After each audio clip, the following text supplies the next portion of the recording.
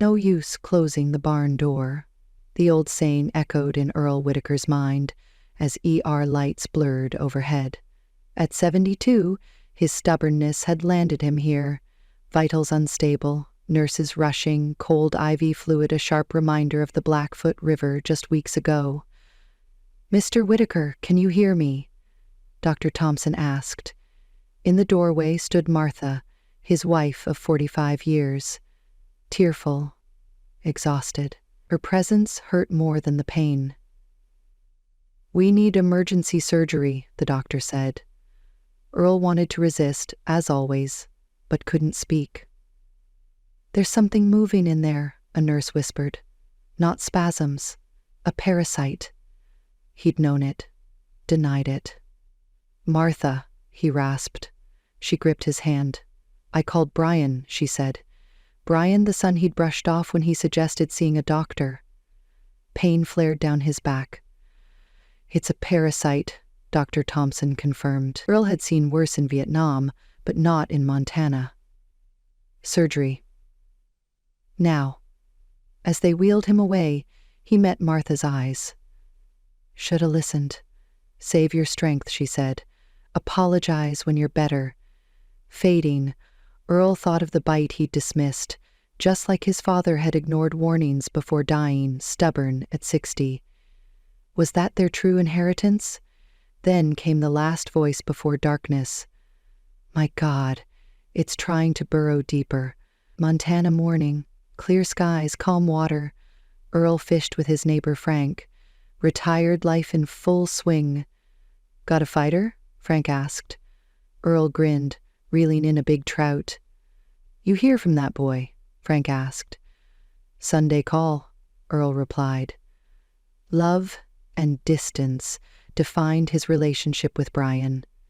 They talked fishing, gardening, and avoided the landmine of Vietnam. Earl wore his old Montana State sweatshirt, a gift from Brian. Life felt peaceful. Until it didn't.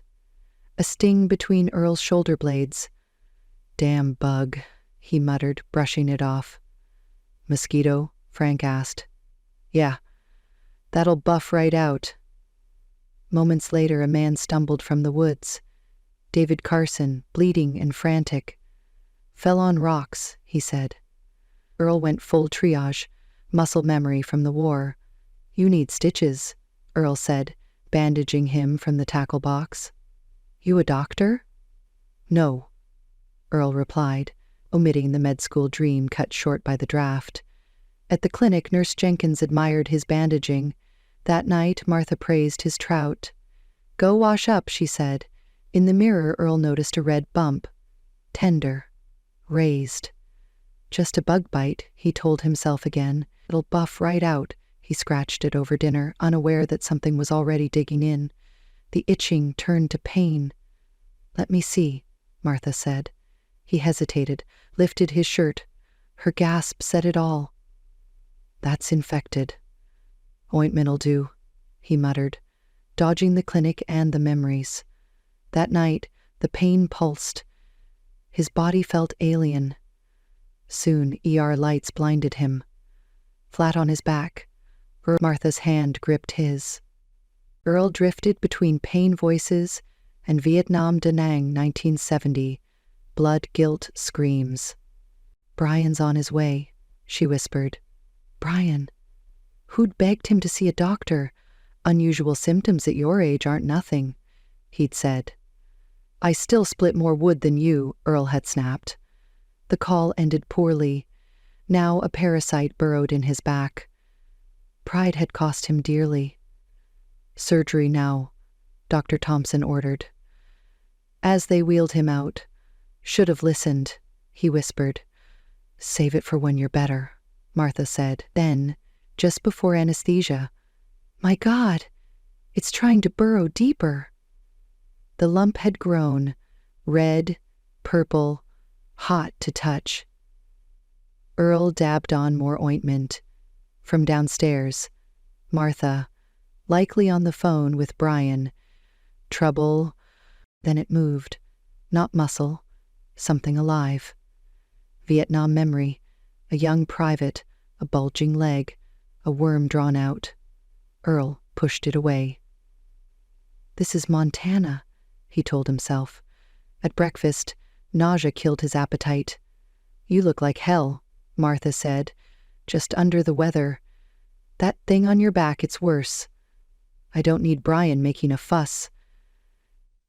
"Your father ignored the signs too," she said. "I found him slumped over the tractor. That was his heart. And this is spreading." The lump, now a dark $50, it moved again. "Spasms," he lied, but he knew better and said nothing. "Now, surgery prep, we're prepping," Dr. Thompson said. "CT shows a parasite."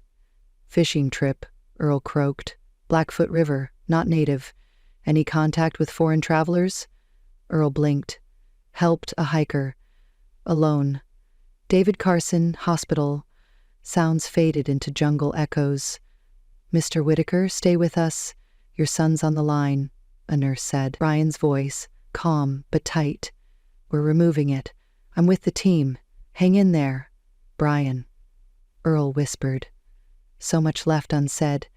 As he was rolled away, he saw Martha. Still the same girl he loved before war, and silence changed him. He should have told her. About Sullivan. About the dreams he buried. Then the anesthesia took hold. 3 days before hospital, I promised Frank I'd help with the irrigation pump. Earl said. Martha didn't argue, but her silence stung worse than the wound. Later, the phone rang. "It's Brian. Morning, son." "Mom says it's worse." "Just a bug bite," Earl said. "At your age, this could be serious. I was patching up shrapnel wounds before you could walk." "This isn't Vietnam. It's about being smart." Earl bristled. "A parasite?" "Mom said it moved." Earl shot Martha a look. She met it, calm and steady. "Dad, if it migrates, it could reach your organs." A memory. A worm, inches from a major artery. "I'll think about it. Promise me." "I said I'll think about it. Give my love to Andrea and the kids," Earl said, ending the call. "He's worried," Martha said softly. "I know," Earl murmured, eyes on the floor. That night, fever clouded his mind. He thought of his father, James, who'd died alone, refusing help. Once Earl had admired that. Now he saw the fear beneath it. "You're not like him," Martha once said. "You helped people." Not all of them, Earl thought. Sullivan's face returned in the dark. Heat pressed against the farmhouse. Earl sat, sweating on the porch. Martha handed him iced tea. "And a thermometer. You're not fooling anyone." "That's it. We're going to the clinic. Back in my day, we didn't run to doctors over fevers." "Your day is today," she said, already calling Brian. Earl leaned back, the thing in his back pulsing again. Earl rushed into the triage tent. Mike Sullivan lay bleeding. "Jesus, Mike. Wrong place, wrong time," Sullivan rasped. Earl applied pressure. "Called for plasma. You'll be dancing with nurses soon." "Don't bullshit a bullshitter. You said you were going to med school." "I will." Got in. "You'll be good," Sullivan whispered, then slipped away. By morning, he was dead. Martha's voice pulled Earl back. "You were a million miles away. The fever's peeling me back," he said. She handed him the phone.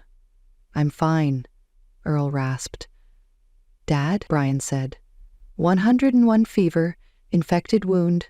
This isn't minor. I patched up shrapnel wounds when you were in diapers. This isn't Vietnam. It's a parasite, Dad. I talked to an infectious disease specialist. Your symptoms fit." "You told a stranger?" "No names. But it adds up." Earl didn't answer. The word parasite had already sunk in. "Please, just go to the clinic." "I'll go tomorrow," Earl lied. "Helping Frank today." "First thing." "Promise?" "First thing," Earl said. Bitter, he passed the phone back. Martha sat beside him. "There's nothing wrong with Frank's tractor," she said. "I know." "What are you afraid of?" Earl looked away. How could he explain? Hospitals meant Sullivan. Regret. The med school letter he'd burned. Don't like being fussed over. She didn't argue, just took his hand. Inside, she picked up the phone again. "Brian," she said firmly, "he's worse than he's letting on. I need you home, today." 2 days before the ER, Martha searched the attic for Earl's military files. Instead, she found a box labeled Earl School. Inside, a sealed envelope from the University of Montana. "We are pleased to inform you of your acceptance to the School of Medicine." Martha sat, stunned. In 45 years, Earl had never told her.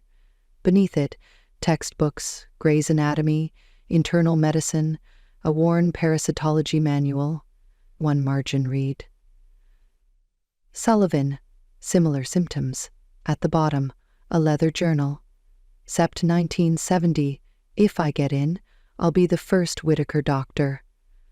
The early entries brimmed with hope, but after his deployment, the tone darkened. April 18, 1971, Sullivan died this morning. Shrapnel hit his femoral artery. The acceptance letter came yesterday. Cruel joke. What right do I have to be a doctor when I couldn't save my friend? July 2, 1973. Burned the letter. I can't walk into a hospital without hearing choppers. Dad says a man knows his limits. He's right. Some failures define you. Martha closed the journal, tears rising. Earl's rejection of medicine hadn't been stubbornness. It was grief and guilt. Earl returned, flushed from his walk. "Find what you were looking for?" he asked. "I was looking for your service records. Found this instead." She placed the journal on the table. "You wanted to be a doctor?" "It didn't survive the war." "Because of Sullivan?" "I failed him." "You were 21. In combat," she said gently. "I should have seen the artery was hit. You punished yourself. Gave up your dream." "I couldn't face hospitals. Didn't deserve to heal anyone." "Why didn't you tell me? What was there to say? That I was weak?" "No, that you were human. That you cared. You still care," she added. "You helped that hiker.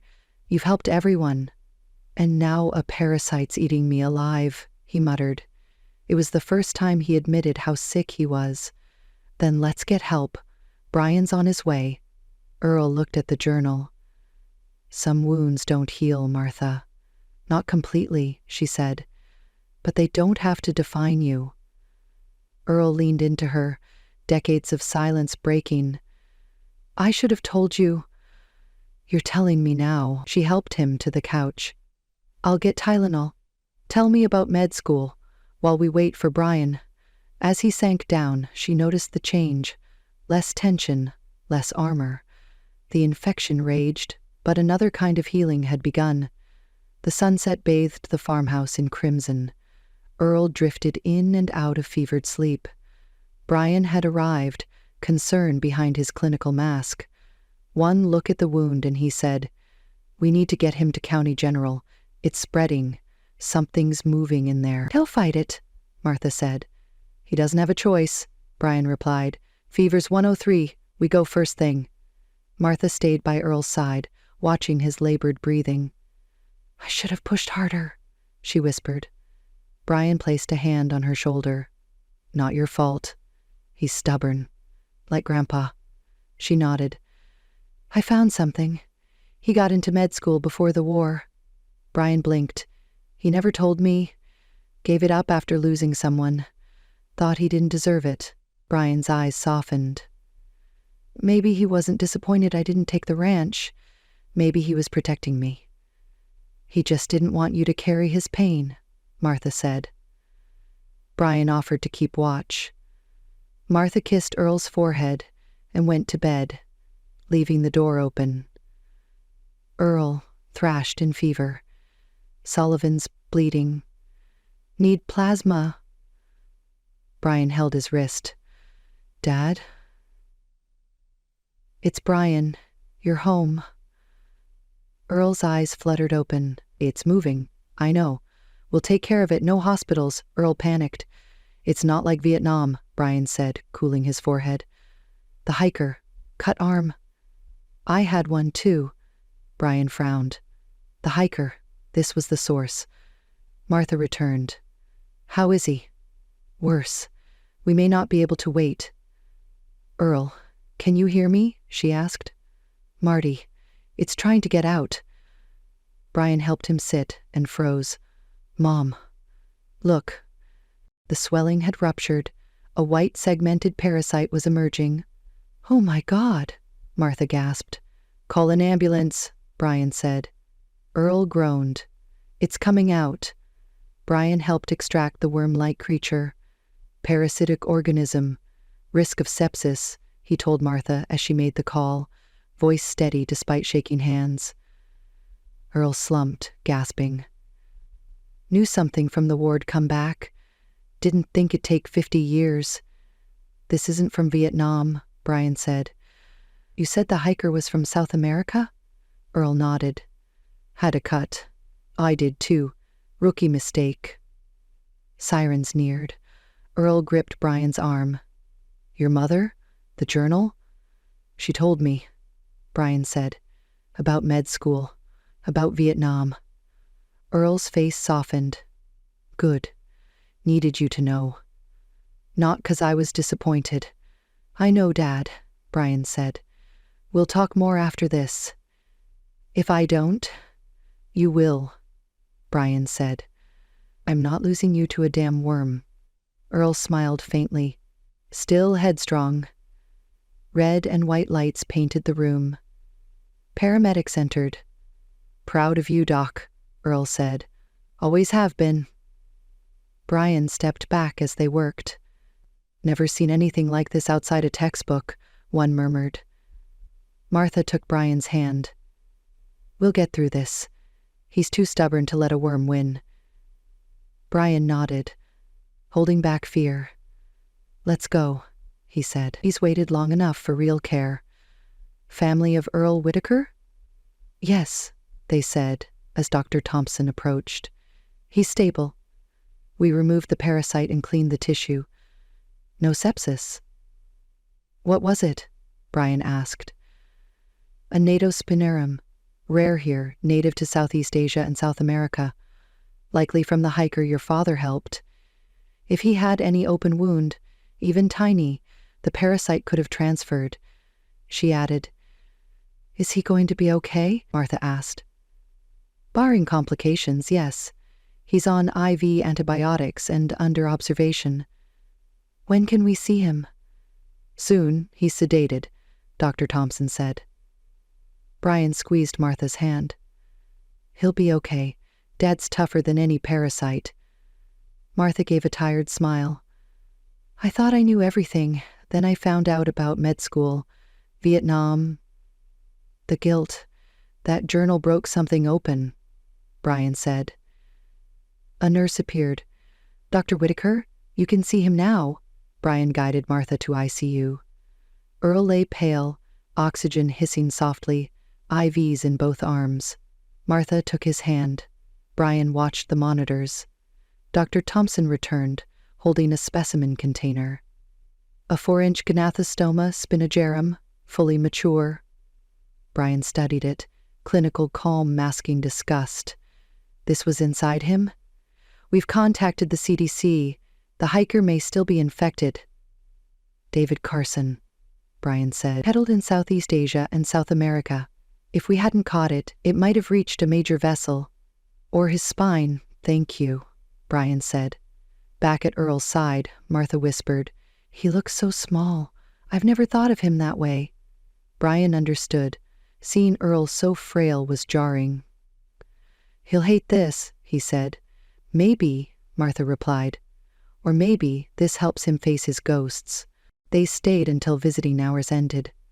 As dawn broke, Brian told Martha, You should rest.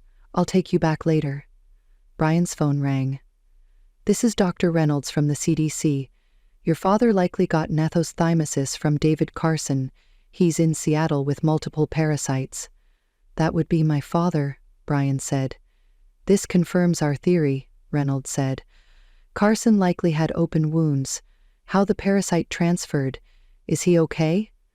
Martha asked. He's responding. Your father's case is helping us understand the spread. After the call, they sat in silence. He helped that man, Martha said. Almost died for it, but he wouldn't regret it. Brian nodded. Earl never turned away from someone in need. Not even now. Back at the farmhouse, morning light spilled across the hills. Brian settled Martha on the couch. I'll nap, then head back. Wait, she said, handing him Earl's journal. Read this, understand him, and talk to him. Brian took it, heavy with meaning. I will. In the guest room, he read, page by page, the dreams, the war, the guilt. By the final entry, his face was streaked with tears. We're going to talk, Dad, he whispered. No more secrets. 1 month later, Blackfoot River Earl stood at the river's edge, rod in hand. You sure you're up for this? Frank asked. Doctor cleared me. Can't let a worm keep me off the river. They fished in peaceful rhythm. Marta says you're seeing someone. A therapist. Vietnam vet specialist. Helps. Good, Frank said. Sometimes it takes a parasite to reevaluate your life, Earl said with a dry smile. By noon he had 2 trout. Marta expecting you? Brian and Andrea are bringing the kids. She's cooking up a feast. Driving home, Earl rehearsed what he'd say to Brian. The hospital opened a door, one he wasn't ready to close. Martha greeted him on the porch. Catch anything? Couple decent ones. She took the fish. You're just in time. Inside, the house smelled of pot roast and pie. In the mirror, Earl examined the scar. Not pretty, he muttered, but better than the alternative. From the window, he watched Brian and his family arrive. James ran ahead. Lily followed with a drawing. At the door, James hugged him. Easy, partner, Brian said. Grandpa's still healing. Sorry, Grandpa, James said. Takes more than that, Earl replied, tousling his hair. Lily handed him a drawing. Earl catching a giant fish. It's perfect, he said. We'll hang it on the fridge. The house filled with laughter. As the kids washed up and Andrea joined Martha in the kitchen, Brian and Earl sat alone. How's the back? Healin'. Pulls a little. Cultures came back clean. Good, Brian said, smiling. Really good. A pause. Then Earl spoke. I read it, Brian said. All of it? Explains a few things? A lot. Why you were distant. Why you never talked about Vietnam. Earl stared out the window. I was proud of you. Always. I just didn't know how to show it. I thought you were disappointed I didn't take over the ranch. You followed in my footsteps, just not the ones people saw. Why didn't you try again? After the war, Brian asked. I couldn't. Hospitals brought it all back. Sullivan, the ones I couldn't save. I was scared. Watching you become the doctor I couldn't be, it's been my greatest joy. And my hardest truth. Brian placed a hand on his father's shoulder. It's not too late. The VA, the clinic, they could use you. I've thought about it. My therapist said the same. Maybe it's time. Lunch is ready, Martha called. We'll talk more later, Brian said. The meal was filled with warmth and laughter, stories, kids, food, life. Everything okay? Martha asked. Just counting my blessings, Earl said, taking her hand. Later on the porch, Earl said, I'm thinking of volunteering. The VA clinic needs help. My training qualifies. Martha smiled. That's great. Might still freeze up.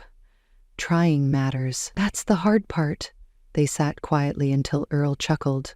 Took a damn worm in my back to realize I needed help. Brian laughed. Better late than never. Your mother said the same. As the family packed up, Earl stood at the edge of the land. Martha joined him. Penny for your thoughts? Thinking about second chances? Like parasitic worms? She teased. Earl laughed deeply. Exactly like that. They walked back together, arm in arm. In the truck bed sat a new, fully stocked first aid kit. Some lessons take a lifetime. Earl now understood healing isn't just about medicine.